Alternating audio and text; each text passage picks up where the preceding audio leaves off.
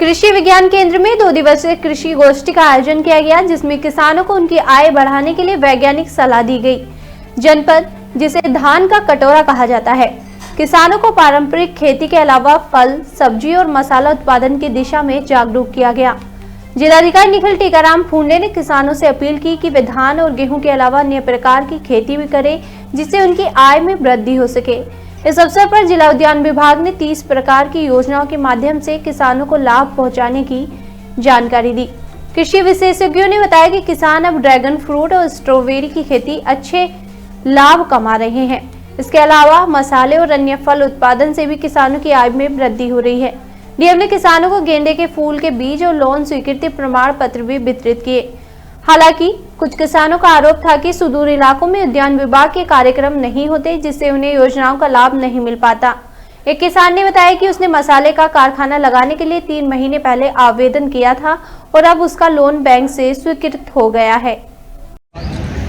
भारतीय किसान के अध्यक्ष श्री दीनानाथ सिंचाई योजना, उसमें सर मैं प्रदेश में 22वें स्थान पर हूँ सर, और इस समय 684 हेक्टेयर में हमारा जो 1700 हेक्टेयर के सापेक्ष था सर, उस पीएफएमई प्रधानमंत्री सूक्ष्म खाद्य उद्योग उन्नयन योजना सर, जो जनपद ऐसे हैं जो नेशनल स्तर के ऊपर है। नेशनल स्तर से 45% है।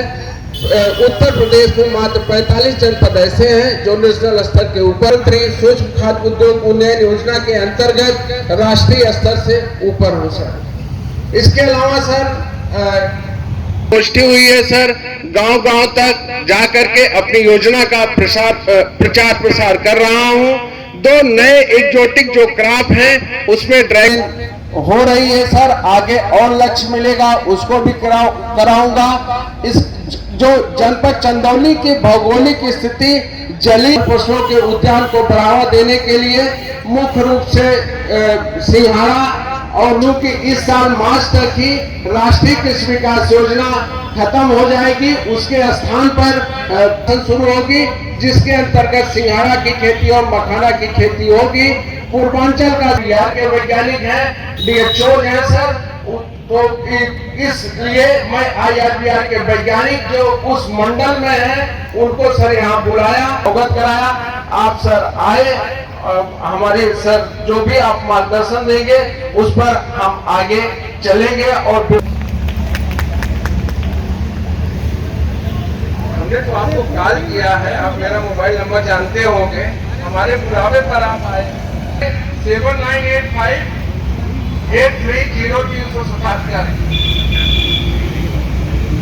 अब मैं सादर आमंत्रित करता हूं हमारे इस कार्यक्रम की अध्यक्षता कर रहे आदरणीय श्री दीनानाथ श्रीवास्तव जी को।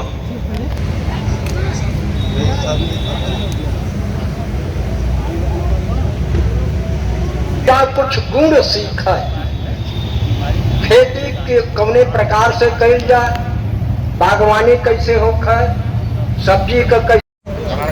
मैं थोड़ा अनुरोध करूंगा जिला उद्यान अधिकारी महोदय से।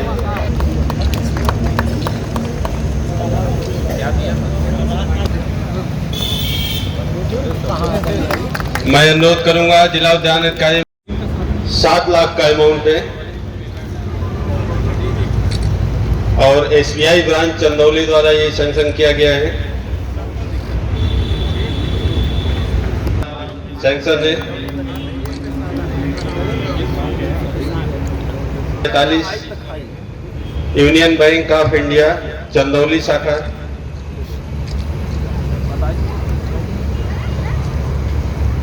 SBI साहबगंज से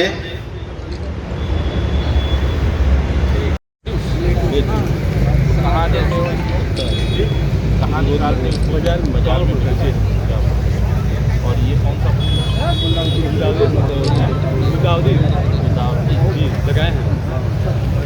सर ये तो अपने आप में भूल रहे हैं सर। एक सलाद बहुत अच्छा लगता है। हाँ, ये तो बर्गर भी डालते हैं, वही राम आशीष यादव, रामाश्रय, आप लोग मंच पर आ जाएं। 45 से 60 लगाना है। सर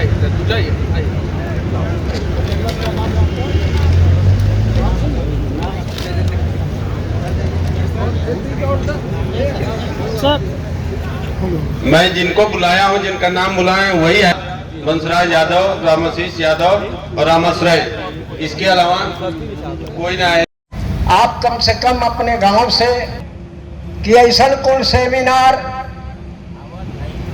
जब चंदौली के कृषि विज्ञान केंद्र के एजा से होखा या उद्यान विभाग से होखा, 4-5 सदस्य ही तो हर काम एक आदमी न करे, हर काम में कुल आदमी न जुट जाए, अलग अलग काम करें। क्या वो दूध को आपका कहाँ से आता है? सर मेरा नाम रोहन प्रकाश है, मैं मुगल सराय से आया हूँ। किस चीज में आपको वो मिला है? किस तरह की बागवानी आप करते हैं? क्या जी ये प्रधानमंत्री उद्यम योजना से मैंने ऑयल सीड के लिए प्लस फ्लोर मिल और मसाला के लिए मैंने अप्लाई किया था, जो सितंबर में अप्लाई किया था। लगभग मुझे 2 महीने में उसका SBI बैंक से 7 लाख रुपए का लोन प्राप्त हुआ है। कैसे आप पहुंचे इस योजना के बारे में? इस योजना के बारे में मुझे पता चला था विज्ञापन के थ्रू, और बेरोजगार योजना के तहत बेरोजगार लोगों के लिए ये सब्सिडी की उपलब्ध कराया जा रहा था, तो उसी में मैंने इसको अप्लाई करा। उद्यान विभाग की भूमिका कैसी रही थी?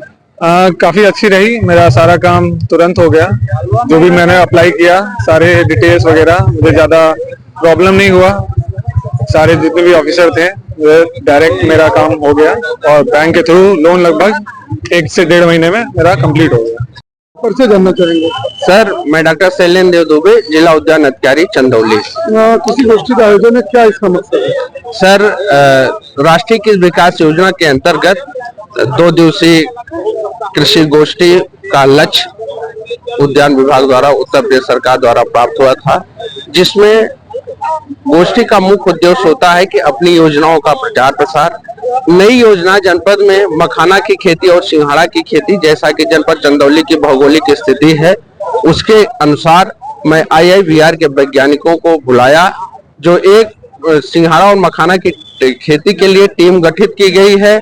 उसमें जिला उद्यान अधिकारी हैं, IIVR के वैज्ञानिक हैं तथा अन्य सदस्य हैं। उनको बुला करके उसके विषय में इंट्रोड्यूस करवाया, क्योंकि तभी कोई करेगा जब उसको सुनेगा, उसके बारे में जानेगा। और किसानों का आरोप है कि इसको ब्लॉक स्तर पर करना चाहिए ताकि ज्यादा लाभ हो, क्योंकि हर किसान मुख्यालय पर आने में संभव नहीं, उसको जो सुदूर के किसान उनको इसका लाभ मिले। सर जी, ब्लॉक स्तर पर इसको कराने के लिए मेरे पास विभागीय लक्ष्य नहीं है। हाँ, ये जरूर है कि जो कृषि विभाग की गोष्ठी होती है उसमें मैं जा करके विकास खंड स्तर पर लोगों को बताता हूँ। तो उम्मीद किया जाए कि आप किसानों की आय में वृद्धि करा पाएंगे, जो सरकार की तीसरी योजना है। निश्चित जो भी विभाग की योजनाएं संचालित हैं, वो चाहे राष्ट्रीय कृषि विकास योजना हो, चाहे प्रधानमंत्री सूक्ष्म उद्योग उन्नयन योजना हो, प्रधानमंत्री कृषि सिंचाई योजना हो, सभी योजनाओं को मैं बेहतर ढंग से प्रचार प्रसार करके किसानों के बीच लागू करूंगा। सुदूर जो नौगढ़ ब्लॉक है, चकिया ब्लॉक है, साहबगंज ब्लॉक है, तो इसमें किसानों को कितना लाभ पहुंचा पा रहे हैं सर योजनाओं? सर जो सुदूर हमारे विकास खंड है, नौगढ़ है, चकिया है, उसमें भी हम बराबर मात्रा में सबको लक्ष्य देते हैं।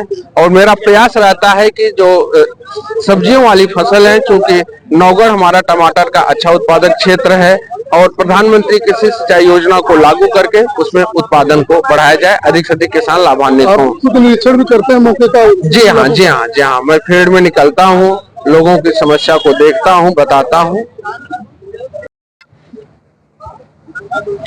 सब 2 दिवसीय कृषि सेमिनार है, क्या है इससे किसानों को कितना लाभ?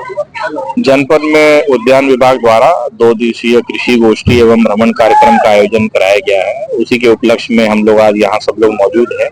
जनपद के जितने किसान हैं वो भी यहाँ मौजूद है, FPO के जो लोग हैं वो भी मौजूद है, और साथ ही साथ कोऑपरेटिव के लोग भी यहाँ मौजूद हैं। और यहाँ पे उद्देश्य यही है कि हम लोग एक्सपर्ट्स को बुलाए, जो अनुभवी किसान हैं जो जनपद के, जो उद्यमी क्षेत्र में उद्यान के क्षेत्र में काम करते हैं, उन सब लोगों को यहाँ बुलाओ, जो अपना बुलाए वो अपना अनुभव साझा करे, अपनी जो टिप्स है वो लोगों को दे। एक मंच पे आने का यही हम लोगों का मेन उद्देश्य होता है। कल हम लोगों ने जनपद में जो किसान है जिन्होंने उत्कृष्ट कार्य किया है उद्यान विभाग के क्षेत्र में, उद्यान के क्षेत्र में, उन लोगों को हम लोग उन लोगों के खेतों पे कल हम लोग यहाँ से किसानों को लेकर जाएंगे। सर कितना लाभ होगा, चूंकि सुदूर इलाकों में इसकी बहुत आवश्यकता है पारंपरिक खेती के अलावा, तो अगर विभाग सुदूर इलाकों में जाके किसानों को प्रोत्साहित करे तो कितना लाभ होगा? देखिए, जैसे मैंने अपने उद्बोधन में भी बोला कि न केवल सुदूर इलाके बट हमारे जो मुख्य इलाका है